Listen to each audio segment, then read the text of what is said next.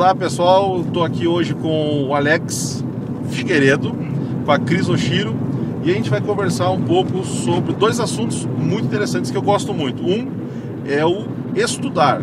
Por que as pessoas vão... Na verdade, Alex, já começando um pouco o nosso papo, eu quero entender uma coisa. Você trabalha com ensino hoje. Sim. Mas você também é humorista. Também. E aí, como é que foi essa... Você migrou, você juntou, como é que é o processo de humorista com professor? Na verdade, eu comecei muito cedo a dar aula, né? Na época que eu fazia engenharia civil ainda na Federal, a gente começou a fazer aula e me migraram para aula de cursinho. Até porque o perfil de um professor de cursinho tem que ser bem humorado, tem que ter toda aquela afinidade. Senão não prende atenção, né? Exato. E empatia, né? E nesse processo a gente foi crescendo. E foi crescendo, foi desenvolvendo e passaram-se aí 20 anos. Ah, é um processo assim, recente então, né? Recente, eu tinha cabelo na época, irmão. Aí o que acontece? Com esses 20 anos a gente começou a trabalhar alguns contextos diferentes. E em conjunto com a minha esposa, que é a Cris, a gente fez algumas palestras de relacionamento e envolvendo também os alunos em outros momentos. Uhum. E aí, por essa vibração de energia bem-humorada e tal, eles falaram: professor, por que o senhor não começa a fazer um projeto diferente só na área de humor? E aí, a partir de 2008, junto com um colega meu, a gente começou a fazer projetos só específico de humor e virou, graças a Deus, um sucesso muito legal. Nós fizemos 3 lotações, na verdade, no Teatro do Sesc. E depois, tem quantos lugares lá? Que o pessoal está vendo no Brasil, na internet? Na internet aí mais de 600 pessoas no total. Que maravilha! Né? E após esse projeto, nós iniciamos um novo projeto maior, ainda mais ousado, no Glaucio Rocha, e nós conseguimos quase que lotar o teatro, que cabem quase 800 pessoas lá dentro. Isso um projeto aqui, só para o pessoal ter ideia. Exatamente. A nossa cidade, ela tem aí para uns 800 mil, para outros 850 mil, mas é em torno disso, de habitantes. E que faz cultura, e que sai na noite, que busca cultura, não mais que 40 mil pessoas. Não, e a gente parte de um pré-conceito, né? De que só o sertanejo, que a música sertaneja tem público. E aí você entra na contramão disso. Exatamente. Porque o que é interessante é que no começo do projeto as pessoas achavam que realmente só iriam os alunos. E a gente percebeu que começaram a vir os alunos, começaram a vir os amigos dos alunos, os pais dos alunos, e que hoje também começam a trazer outros clientes, e assim a gente ampliou o mercado de tal forma que é um sucesso, graças ao bom Deus. E aí você tem feito corporativo também, né? Corporativo para quem não se atualizou, corporativo é aquela palestra dentro da empresa. Exatamente. Dentro das empresas, aí vai de acordo com a necessidade da empresa. Às vezes o problema da empresa é atendimento. Às vezes o problema da empresa é motivação realmente. Às vezes o problema da empresa é ter, sabe, uma conversa um pouquinho mais próxima da realidade do funcionário, para a gente fazer uma capacitação ou fazer uma motivação de uma maneira bem interessante. E nós fizemos, por exemplo, tem empresas que já contratam a gente há 3 anos seguidos. E isso é muito interessante. Então, e aí é um detalhe interessante. Eu queria voltar um pouco, um pouquinho atrás da nossa conversa, porque quando eu criei uma ferramenta chamada Roda da Liderança. Legal. E ela começa através da autopercepção, fala de comunicação, relacionamento e gestão do tempo. Porque para mim tudo começa na comunicação. E aí talvez a Cris concorde comigo que o relacionamento ele está intimamente ligado à comunicação. Comunicação interna, porque eu preciso me ouvir, porque aquilo que a gente chama de intuição está dizendo não faz que vai dar M, não faz, aí você faz, você não se ouve, ou então você está naquela reunião assim, será que eu falo, será que eu não falo, mas eu tenho vergonha, e aí eu não falo nada. O que acontece? Perco uma grande oportunidade de abrir a boca. Todo mundo fala da oportunidade de ficar quieto, né? Mas falta se dá conta da oportunidade de abrir a boca, de falar. Então isso é comunicação também. E aí, dentro da empresa, a gente vê muito disso, né, Cris? Com certeza, é aquela coragem, né? Porque todo mundo fala que a mãe já tem aquele sexto sentido. A mãe avisa, filho, leva o guarda-chuva que vai chover, né? A mãe tem aquele sexto sentido, a intuição, e hoje a mulher dentro da empresa, ela consegue lidar com essas questões. Então ela aplica aquilo que ela usa no dia dela em casa, aplica na empresa. Então quando os homens começam a conviver um pouco nesse ambiente, tem essa dificuldade às vezes de comunicação em casa, que começou lá com a mãe, né? Aí tem com a esposa, chega, se depara com várias colegas, com as chefias, né? Então, essa comunicação hoje, ela pode ser melhor desenvolvida com essa sensibilidade, com essa percepção, que é você não perder aquele momento, na verdade. A gente aprendeu também, né, Cris? Quando a gente tinha uma opinião, tudo tem seus prós e seus contras, né? A nossa criação nos deu uma noção muito maior de respeito do que as pessoas têm hoje. Com certeza. Agora, também quando você tinha uma ideia e queria falar, o que a gente ouvia? Cala a boca, fica quieto. Ou então nem precisava, um olhar já era o suficiente. Depois de alguns cala a boca, fica quieto e uns tapas na boca, a gente aprendeu que... Mas acontece muito nas empresas isso, eu vejo com frequência. Para quem não conhece a Cris, ela é psicóloga, né, Cris? Trabalhou com terapia de casais também, então... E tá ligado, assim, minha percepção pode estar errada, mas tá ligado o sistema profissional, empresa, colaborador, e o sistema casal. Isso tem a ligação, eu repito, comportamento na empresa e em casa? Com certeza. Até as empresas que nos contratam, enquanto casal, as escolas, né, não só para trabalhar com alunos, mas principalmente com os professores. Então vamos colocar também a escola enquanto empresa. O ambiente corporativo em si, ele é muito comprometido pelo ambiente familiar. Não só a forma como nós fomos criados, mas a forma como nós convivemos com o nosso parceiro, ou mesmo se estamos sozinhos, as formas como a gente vai lidar com essa angústia, porque essa dificuldade de comunicação ou no dia a dia, ela vai acarretando um peso sobre os nossos ombros, né? E esse peso a gente acaba levando para o ambiente corporativo e descontando nas outras pessoas, ou simplesmente eu acho que tudo é problema meu. E, na verdade, às vezes a pessoa está com um problema dela e eu tenho a tendência a pegar para mim. Então, quando a gente vai fazer um trabalho motivacional, eu costumo usar sempre muito da emoção. Então, eu entro com a emoção, a quebra de resistências, e o Alex entra com a parte do humor, para a gente trazer de uma forma afetiva à tona esse sentimento. Porque quanto melhor eu lidar com o meu sentimento, eu vou me entender melhor e vou compreender melhor o meu colega. Maravilha. Eu tenho visto também que... E aí você falou das escolas, e eu gostei de ouvir isso, porque uma vez eu fui oferecer uma palestra numa escola, e a dona da escola falou assim: Cristiano, não adianta você me oferecer isso, porque os professores não querem. Saiu uma lei aqui, eu não lembro o ano, acho que até já comentei com você em outra oportunidade, né? Que todo professor do ensino... da educação infantil, Na educação infantil. e acho que ensino fundamental, tem a obrigação de ter um curso de primeiros socorros. E essa obrigação é do professor. Veja bem. E aí algumas escolas pagaram, outras foram solidárias com 50%, mas nessa escola em especial, eles foram responsáveis 100% pelo valor do curso. E na segunda-feira, alguns professores já estavam cobrando hora extra. Não que os professores sejam assim tão ruins, de forma alguma. Alguns, toda classe tem os seus bons e os seus ruins. Mas reflete um comportamento do empregado também. E aí que eu volto naquela questão do por que depois que a gente sai da escola, sai do ambiente, a própria universidade, a liberdade que a universidade dá pra gente, você já não é tão aguerrido na coisa. É raro aquele cara que estuda de verdade, concorda comigo? Concordo. Muitas das vezes o professor, ele tem um compromisso com a educação.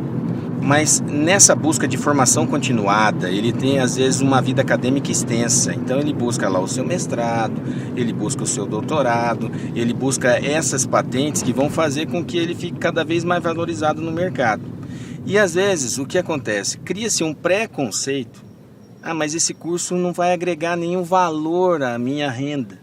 Mas às vezes ele pode agregar um valor de transformação profissional. Você acredita então que muita gente pensa em treinamento só para alavancar a sua receita? É como o Rubem Alves, agora recentemente falecido, falava assim: as pessoas elas não estudam pelo entender, elas estudam pelo canudo, pelo diploma com objetivo específico de melhoramento, né? Profissional e remuneratório. Então assim, o que hoje impede muitos profissionais, principalmente companheiros meus na área de educação, de estar sempre buscando a sua formação continuada, é essa dificuldade, primeiro, de entender que nós temos que continuar estudando sempre, mas principalmente de vincular isso no dia a dia. Porque o que acontece? Muito das capacitações que são feitas e que ocorrem, ele guarda para si e às vezes não consegue passar no dia a dia dele. E você sabe que uma coisa que eu aprendi foi, quando eu fiz a minha virada, quando eu fiz o investimento na pessoa, que eu sempre digo a mais importante do mundo, que é aquela que está no espelho, quando eu comecei a investir nessa pessoa, o meu caminho profissional ficou muito mais claro. Eu acho curioso que as pessoas não queiram mexer, tudo bem, você vai falar de zona de conforto, você vai falar de um monte de coisas aí que são impeditivos, mas sendo um pouco mais simplista, a vida fica tão mais fácil quando a gente sabe onde quer ir. Exatamente. E hoje o profissional da educação, às vezes o que acontece? Ele entra nesse conflito. Será que o que eu estou fazendo realmente é o que eu quero para o resto da minha vida? Graças a Deus, muitos profissionais educadores, eles estão sobrevivendo. Mas em detrimento a essa situação, existe hoje uma desvalorização muito grande. Você pode pegar uma idade média da maioria dos educadores hoje no Brasil, ela já não é mais proveniente de jovens. E os jovens que estão professores, eles estão num processo imediato de capacitação, mas que no momento futuro ele vai sair dessa vida. Eu fico pensando que o educador, uma das coisas que eu olho na educação e que eu vejo que as pessoas têm uma percepção, poderiam mudar a forma de olhar, é a seguinte. Primeira, você entender que o educador é um líder. Sim. Ele não é uma pessoa comum. Até quando a gente é criança, talvez isso fique mais evidente para nós por aquela admiração que a gente tem pelo professor. Uma segunda percepção é que normalmente o professor é uma mulher. A gente olha para aquela mulher ali porque ela é mãe, e aí a Cris pode até no começo, né, aquela ilustrar melhor para nós, que ela é uma mulher, ela é mãe e é profissional. E às vezes uma profissional que está trabalhando de manhã, de tarde, de noite na escola, mas se bobear, ela tem que chegar em casa e arrumar os filhos, comida. Cris, você também passa por isso, né? Passo. E na verdade preparo os meus 2 filhos homens para o que tem de tendência no mercado, inclusive para relacionamento. Porque as mulheres estão mudando de tal forma que hoje os homens chegam em casa, muitas vezes as mulheres chegam em casa daquela jornada, né, e elas têm a janta pronta, porque o marido fez, está cuidando do filho. Então também tem hoje a contrapartida. Que bom que tem, né? Tem. E muitas mulheres senão você estava em maus lençóis. Nossa. Mas a grande maioria ainda tem aquela afirmação. O homem, ele tem a responsabilidade do prover e chega em casa, é meio tenso às vezes. Há uma transformação geral, né? Eu tenho 2 filhos que serão homens que vão cuidar do seu trabalho, da sua casa. Você hoje tem que prezar por uma educação diferente, porque há uma tendência diferente no mercado e nos relacionamentos. Porém, a mulher também tem que cuidar desse aspecto, porque ela está perdendo um pouquinho do equilíbrio, da contrapartida. Né? Então, a gente tem que cuidar. Muitas mulheres falam que jamais vão pisar numa cozinha, jamais vão ter que cuidar de uma casa. E o Brasil, ele está no processo de transformação. Então, essa jornada tripla, né, que antes sufocava um, agora sufoca o outro ou os 2, isso vai ter que encontrar um equilíbrio. O Alex estava colocando um pouquinho da questão da escola, né? Mas eu não vejo só na questão da educação. Não, mas você vê hoje, Cris, eu vou gravar um vídeo daqui a pouco só falando sobre isso. Se você é uma pessoa que você não fala que está na correria, você é mal percebido. É verdade. Você tem que estar enlouquecido naquela falta de gestão do tempo para você ser bem percebido. Porque se você fala assim, não, eu tô tranquilo, aí os caras começam a te olhar com a cara estranha, porque, mas por que eu tô aqui cheio de coisas para fazer, eu não dou conta, porque você é desorganizado, é simples. É a vida, meu irmão. Se você não tem uma agenda, que é o mínimo para você criar uma organização, aí você tá com problemas. Mas, lógico, tem outras coisas pra gente que é mais profundo. Mas essa coisa das pessoas que estão corridas, gera eu já aproximei uma rotina de uma escola e, gente, realmente a escola é um microcosmo, você aprende muita coisa ali. Então você vê o pai que passa na frente da igreja e sabe que naqueles dias em especial a igreja tem muito movimento e ele chega atrasado todas as vezes. Ele não consegue criar uma estratégia diferente. E é engraçado porque agora você tocou a questão do pai. Muitas das pessoas ainda acreditam, né, que o educador ele se margeia apenas pelo professor. Não é apenas o papel do professor. Querido, educador é pai, educador é mãe, educador é desde o vigilante até a tiazinha da limpeza. Exato. Todos nós, como sociedade, somos educadores. Então, essa é uma responsabilidade civil muito grande. Você não sai da escola e deixa de ser professor. Você não sai da escola e não, agora eu estou na minha vida, eu posso fazer o que eu quiser. Querendo você ou não, isso é um fato que não existe. Por exemplo, eu tenho alguns colegas que eles gostam às vezes, não, eu saí do meu ambiente de trabalho, agora eu sou uma pessoa normal. Isso não existe. Ele era um ET antes. Exatamente. Então o que acontece? Então antes eu era 8, agora eu sou 80. Eu entrei no meu carro, eu não preciso mais ter educação. Exato. Modelo, né? Exato. Eu entrei dentro do meu carro, eu posso falar o que eu quiser. Eu sou pai, eu vou deixar meu filho na escola, mas eu paro na fila dupla, né? Mas Então isso é até uma amnésia, porque eu lembro assim que quando eu encontrava um professor, eu era criança ou adolescente, e encontrava um professor na rua, e aí eu falo daquela admiração que eu sempre tive, por mais que eu não me entendesse com aquele professor em si, e a gente tem sintonia mais com um do que com outros, mas ainda assim, para mim, o professor era uma autoridade. Sim. Então era uma honra para mim ver meu professor na rua, né? E se você vê essa autoridade, essa pessoa que você admira, jogando um papel de bala, uma coisa pequena, um papel de bala, ele jogou. aí você fala, pô, então eu tenho uma permissão. Exatamente. Ali eu criei a permissão para poder fazer, porque se a pessoa que eu tanto admiro faz, e aí a gente fala muito hoje das celebridades, né? A fulana de tal, o fulano de tal, o cantor, o ator, a atriz, e esquece que nós temos as nossas celebridades que são os educadores, que são os nossos pais, que são de quem a gente olha e começa a copiar. Nós colocamos muito nas nossas palestras, é aquela situação, você falar de educação é uma situação interessante. Agora, educar realmente sem um exemplo, isso é impossível. Então, é importante quando você exercer esse seu exemplo, que ele seja um exemplo contínuo.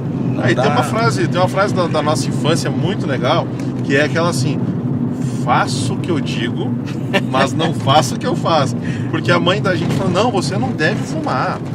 Aí ela tá lá com um cigarro entre os dedos. Aí você fala, mas eu não tô entendendo. Exatamente. Se eu te pegar bebendo, aí tá com um copo de cerveja na mão. Tem um vizinho meu que fala assim, a mãe dele falava assim, para de falar palavrão, seu filho, entendeu, né? A ideia. E aí tem essa educação ainda, que as pessoas não entenderam que a gente só absorve aquilo que a gente recebe. E aí eu volto a atenção, Cris, para a questão do papel da mulher, porque a mulher hoje ela começa a dividir mais o papel de mãe, porque falando de escola, você vê muito pai na porta da escola indo pegar os seus filhos.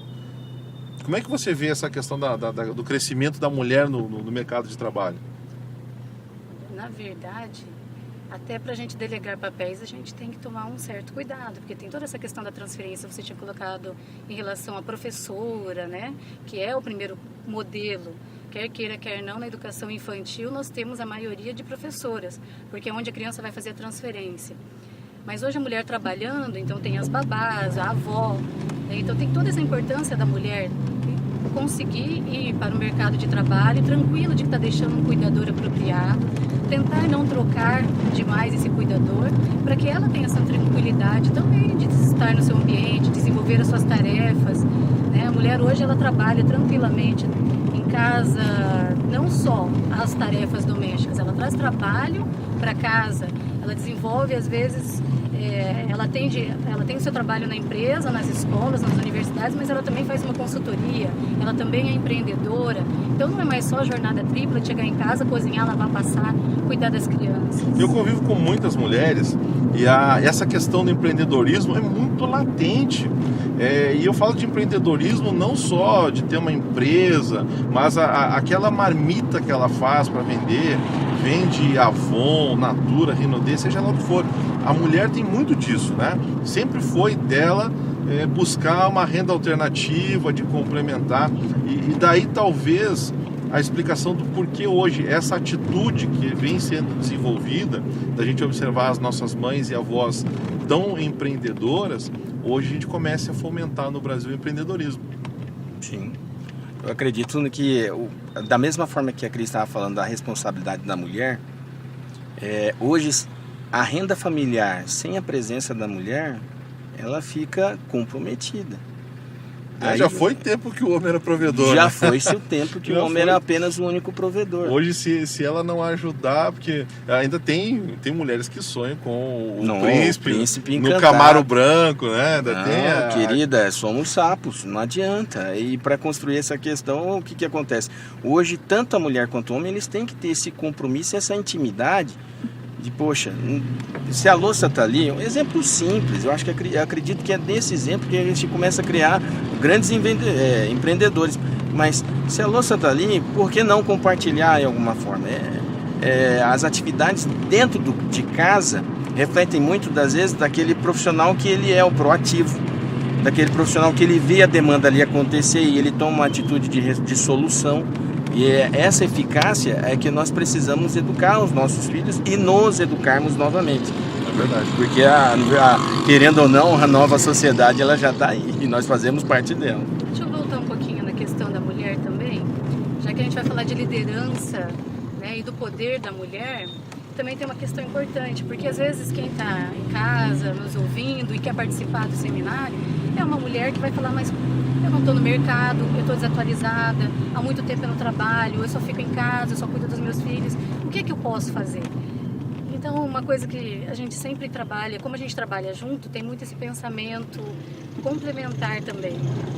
Se você hoje está em casa, é a sua condição, toda mulher, ela já tem esse potencial de se autodesenvolver, de trabalhar a sua autoestima. Então, uma mulher, ela não precisa só estar no mercado. Ela pode ser uma grande parceira em casa. Aquela mulher que se instrui, que lê, que busca novos conhecimentos para dar um feedback. Para ter uma troca, né? Para dar uma troca. O feedback é essa troca. Que quando o seu parceiro chegar em casa, você não está só descabelada e não vai ter como conversa do dia, só falar do tanto de trabalho que você teve, da bagunça da casa. Você tem conteúdo para desenvolver e também desenvolver o seu parceiro, os seus filhos. E assim você vai despertando também um pensamento empreendedor. E tem um palestrante chamado Cláudio Duarte, e ele fala o seguinte, que a mulher fala assim, pastor, o meu marido não me procura. Ele fala assim, mas você não se perde, irmã. Mas aí ele complementa isso com o marido chega em casa e ela tá com aquela camiseta do vereador de 1900 e bolinha, cheia de furo, e quer manter a chama ativa, né? Mas isso é um assunto para um outro momento. Pessoal, a gente vai encerrando o nosso papo. Eu quero que vocês deixem aí os seus contatos, Facebook, Twitter, todos os... Para você que às vezes acorda de manhã e quiser ver o que a gente faz na área de humor, eu faço parte de um programa chamado Café com Blink, mas para conversar direto com a gente, tem a nossa fanpage, Alex Figueiredo Oficial. Entra lá no Facebook, compartilha com a gente. O Instagram é Alex Figueiredo Física e o WhatsApp 9306-1000, código 67, tá? Para contratações de palestras e tal. O meu é Cris Oshiro, Facebook. Maravilha.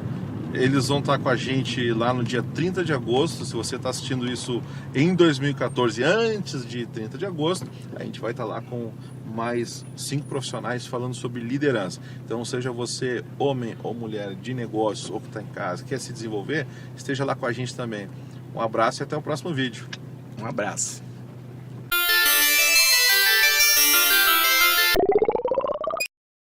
O posicionamento que a mulher vem tendo no mercado, que ela vem ganhando. Então, Então, antigamente a gente tinha aquela história da mulher não serve, mulher não isso, mulher não aquilo, só que hoje a mulherada tá mandando nas coisas. Isso é inegável. Então, por que a mulher tá chegando tão longe? Até porque é interessante para os homens também aprenderem um pouquinho. E entrar em sinergia. Se entrar em choque, se ficar nessa de eu sou machista, não é assim, Todd.